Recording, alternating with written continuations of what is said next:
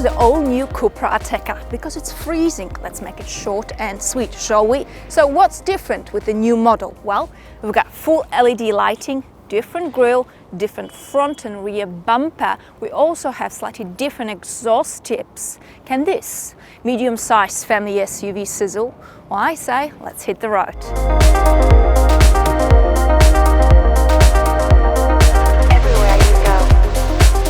Let's get down to nitty-gritty and launched as well. Spanish animal. So I've got the same engine, but they've tweaked it a little bit, and it's supposed to be 0.3 seconds faster. The declared 0 to 100 is 4.9 seconds.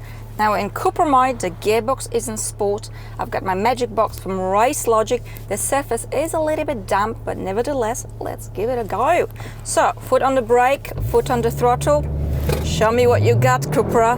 Or shall I say, show me what I've got. Come on, come on. And the world is falling apart yet again. 5.38. But the surface is a bit damp. Or perhaps I'm not as good as they say I am. Oh well.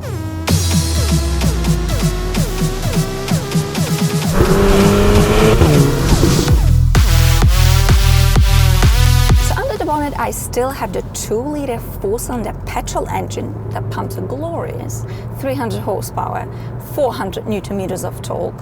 When you drive this kind of comfort mode, it is reasonably comfy without being fluffy. Is it relaxing? Yes and no.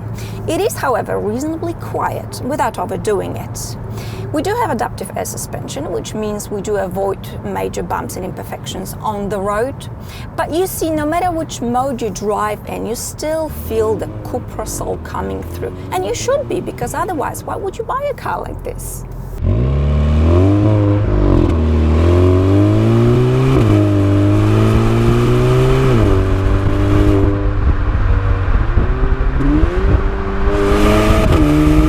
Let's discuss the factual elements before we move on to the hot stuff. So depending on which country you live in, there are different trims available. In Poland, for example, there's only one trim, but in the UK you get 2. That is if the website is correct. And it's not a question one is better than the other, it's just a question of the options you start with and you select what basically suits your liking better. The one trim costs £39,000 and the other one is 41. I think it's actually reasonably well priced. Okay, the visibility in this vehicle, it is very good. The rear window is big. You see everything there is to see. There are no major blind spots in here. The fuel economy, I believe the declared is 8 to 9 liters, and to be honest, I'm very close to it. 9.6 liters, not bad. That is when I take it easy. Because as soon as I start to drive like a mad woman, do launch control, drive this kind of CUPRA mode or sport mode, well, this sort of lovely angelic fuel economy goes right out of the window. And you're looking at about 12 to 13 liters, which isn't bad at all, actually, if you ask me.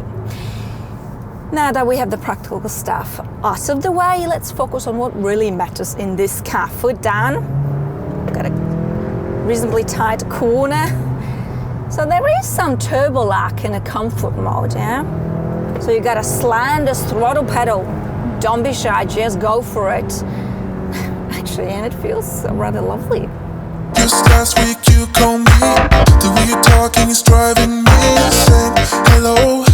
Well, we better have a look at the cabin before it gets too dark. I like it actually. It's clean, it's uncluttered, tad Germanic, but that's a good thing in here. Nice steering with the flat bottom. CUPRA logo, I like it. Digital driver's display. With the press of a single button, you can change the layout. And let me put it this way, whatever your heart desires, CUPRA gives it to you. We also have this large infotainment screen. The system itself is easy, straightforward. Although sometimes it's a little bit slow to respond to my fingers. I don't know, maybe they're just dirty or something. Maybe there's too much moisturizer. I don't know. But the graphics are really good. Yes, it's very pleasant for your eyes. So that's that. The layout here, every button serves its purpose. But the button I cannot find is to turn the volume up and down. Maybe I'm stupid. Oh no, maybe actually it does not exist. The same as in Volkswagen or Seat, you have to use the touch here. which is a bit, you know, when you're driving, I'm not so sure about it. Anyway, enough whinging. Wireless mobile charging, the large size of an iPhone fits in perfectly. We also have 2 USB-C ports. There's plenty of space here to carry all your clutter. Large bottle in here as well. I like that. The quality of the materials, the fit and finish, actually pretty good. I wouldn't expect anything less of CUPRA, so pass. But the best thing by far about the cabin are these seats. Whatever you're up to, they literally have got your back.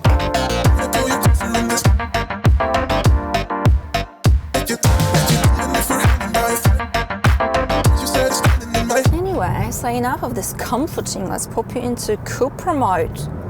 Foot down. Now we're talking. This car has got some punch. And all of a sudden, the turbo lag, well, majority of it has gone out of the window. Oh, I do like it.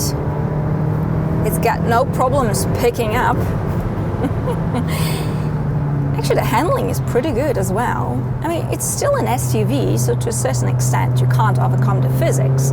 And the fact that this car weighs over 1.6 tons, there's a slight body lean. We do have an all-wheel drive system, so solid grip, the car feels very planted. And even if you go crazy, the chance of you wrapping your teeth around the next tree are probably not that big after all.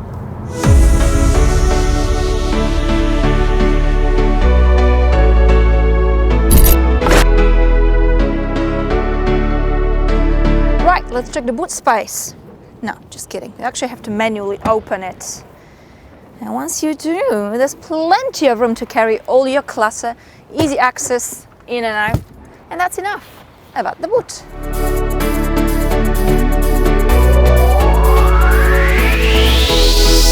And what about being a passenger in the new CUPRA Ateca? I've adjusted the driver's seat for my height, which is just over 1.7 meters, 5.6, and I've got plenty of legroom. In fact, I can nearly stretch my legs. Very impressive, but what's even more impressive is the headroom. I mean, this is how high you can go. Well, you can potentially carry 2 giants here. What about the third person? Well, and here comes the catch. Yes, not really, because I can't even fit my feet in here. You foot fetish people, still not your day, not taking my shoes off. Yes, so that's that, forget about that. I love this leather. It's got this dark navy, warm sort of navy with copper stitching. Well done, CUPRA. I like it.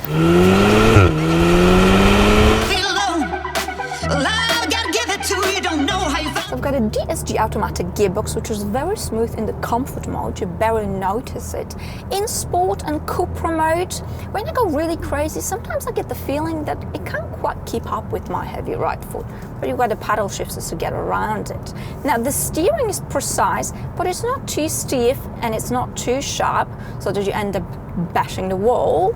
It's got a natural feel about it, which is probably very appropriate for an SUV. I do like the sound of this car. I think it's pretty sweet. But I tell you what would make it much sweeter is a Krapovic exhaust. Oh yes. I've driven the previous CUPRA Ateca with a Krapovic, and that was sexy. But either way, I think this medium-size family SUV, it's got some sizzle, and I like it. And this brings me to the end of this video. I'd like to thank you very much for watching, and I shall see you all next time. Bye!